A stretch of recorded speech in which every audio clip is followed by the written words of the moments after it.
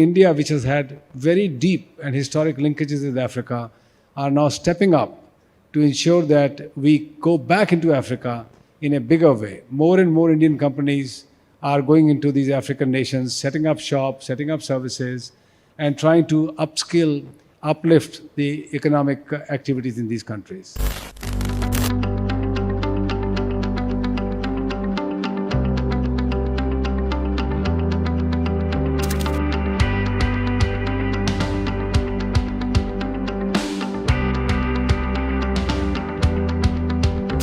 One of the major ones I spoke about this morning was on agriculture.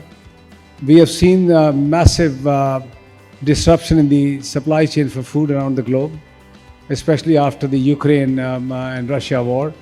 A number of countries are currently suffering on account of lack of availability of grains, rice, and countries which have very large populations of India are also being forced to ration its exports because the global demand has shot up through the roof with supplies being very, very low, especially coming from large countries like Ukraine.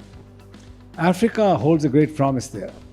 Africa has over 65% actually of uncultivated land today, which is arable. Africa has over 300 days of sunshine. You can imagine the potential it has for food supply to the world.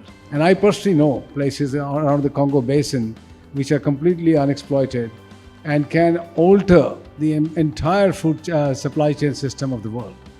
And we should not therefore focus just on growing crops and exporting them out of Africa, but within Africa, also the second pillar of the economic transformation of setting up industries, processing plants need to also come in.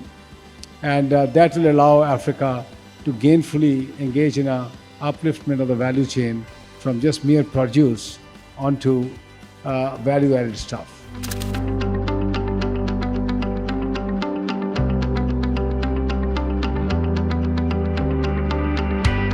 2021, we saw the launch of AFTA, the Africa Free Continental Trade Area Agreement, which has been signed and adopted by most of the countries. This is one area where we'll hear from one of our panelists today. We need to press on and get the AFTA moving as fast as possible so that any duty barriers, any trade barriers across the borders of Africa are removed promptly. One day, hopefully, Africa should become a completely free trading zone, allowing them to negotiate the power of over 1 billion young people, which is growing in population, as we all know, with the best blocs in the world, whether it's India or EU or US, and many, many other parts of the world.